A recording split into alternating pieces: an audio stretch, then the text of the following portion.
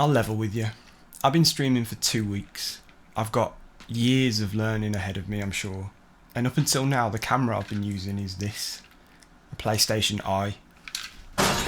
In that time I've learnt so much, and I've clicked on enough streams that I've picked up a thing or two here or there that'll help you stream audio in Streamlabs OBS. So of course I'll be showing these tips using Streamlabs, but they really apply to any streaming setup.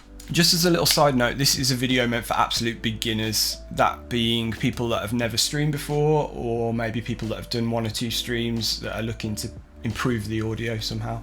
So here they are, a few audio tips that could potentially save your life. Maybe. Keeping your balance.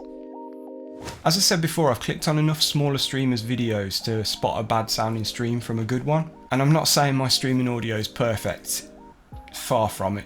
I know I'm never going to be happy with the settings I've got, and I'm always going to be tweaking something between each stream. This quick tip will help you figure out what your problems might be. Streamlabs has a built-in record function which will allow you to quickly record yourself talking over a bit of background audio or game audio. Or if you're feeling super adventurous, you could basically record a whole practice stream. This will also have the added bonus of allowing you to hear what you sound like to other people and probably provide valuable insight and maybe even a bit of inspiration. Just click on the record button down in the bottom right of the window, and once you're done, click it again. Your clips then saved onto your hard drive. You can change where your clips are stored by going down into settings, output, recording, and then into your recording path. Downmix to mono. I had to quickly scramble to look this one up before my first stream.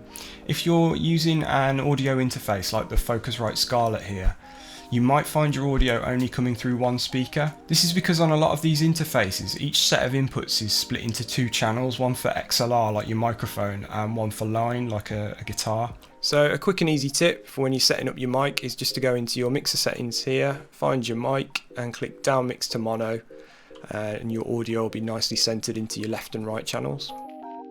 Compress, compress, compress. Do you find yourself doing a lot of shouting and screaming on your streams? Well, even if you don't, compression is probably something you should be using. Put simply, compression's there to reduce the volume of your audio by a certain amount every time it passes a certain level. It's a slightly more complex topic, and there's never going to be any hard and fast settings that are going to apply to every individual, so some tinkering will be involved. So these settings will get you somewhere close. Again, just go into your mic filters, add a compressor, which is here. I've got mine set up already. So your threshold, mine is set to -28.9. This is just the volume that you want your compressor to kick in once the audio reaches past that level. The amount the audio is reduced by is determined by the ratio, which I've got to set to 3. This just means the audio is going to be reduced by a ratio of 3 to 1. The attack's measured in milliseconds, and you want this to be as fast as possible. This is just how quickly you want the compressor to kick in. And similarly, the release is just how fast you want it to let go, basically. That's relatively quick in this case. I've got mine set to 60. And output gain is just how much you want the volume of the audio to be increased after it's being compressed. So if, like me, you've got a fairly heavy threshold, you probably want this turned up quite high. Again, all of this is dependent on your situation. Like I say, there aren't ever going to be any settings that are going to apply to every situation, so you need to have a play around. My final tip: ducking. Now this might be the tip that I'd point to first if for whatever reason you could only choose one: sidechain compression or ducking. You know when radio DJs talk over a song and the volume of the music reduces every time they speak and then goes back up again when they stop? That. So yes, this is just compression again. However, the difference here is the compressor is being activated based on the peaks of another audio source. In this case, my background music here is being quite heavily compressed every time that I speak. Basically, every time my voice goes over a certain volume, the compressor kicks in and brings down the volume of the background music based on the settings that I've chosen.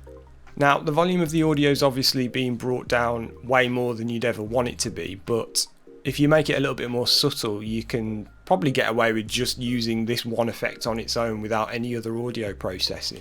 So in order to achieve this effect, just go to the settings of the thing that's making the noise. In my case, it's desktop audio, and go to filters, add a compressor. I've got two set up here already, one for mic ducking and one for alerts. I think in that last example my ratio was set to 7.5 just to show you how drastic it can be.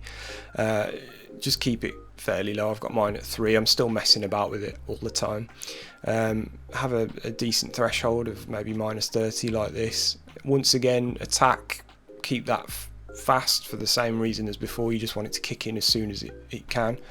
And then I've got a long slow release, which just means the music's gonna fade back in nice and slowly, and then just leave the output gain. The most important thing really is to set your sidechain or your ducking source. In this case we want it linked to my mic.